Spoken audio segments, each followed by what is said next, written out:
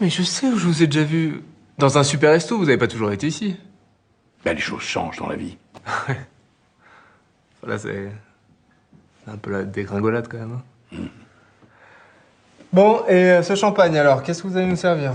Alors j'ai choisi un champagne distingué, qui a de la personnalité et beaucoup de finesse, justement. Comment ça, justement? Le contraire de vous, justement.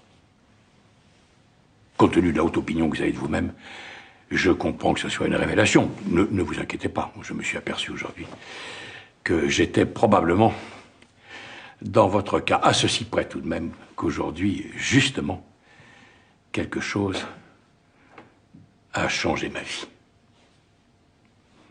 Bon, c'est pour vous dire que ça peut durer, et je crains qu'en ce qui vous concerne, ce soit parti pour.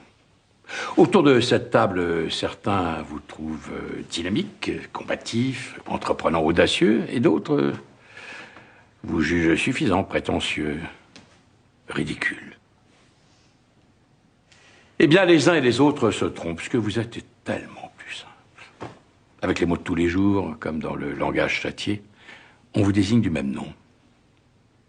Vous êtes un con. D'une espèce rare, je le reconnais. Catégorie suprême, celle qui cumule le con malgré lui et le con satisfait de l'être.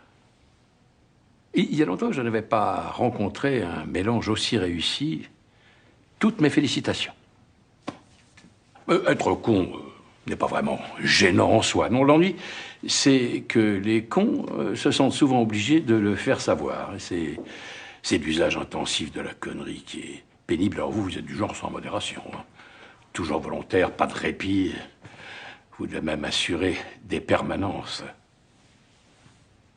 Oui, vous savez, toutes les matières premières finiront par s'épuiser. Pour la connerie, aucun risque. Vous êtes là. Vous. Et beaucoup d'autres. Votre force, c'est le nombre. Le vrai problème dans la chasse aux cons, c'est qu'il y a trop de gibier. D'ailleurs, c'est pour ça que j'y ai renoncé. Vous devriez en faire autant. Renoncer à vos fiançailles, je veux dire.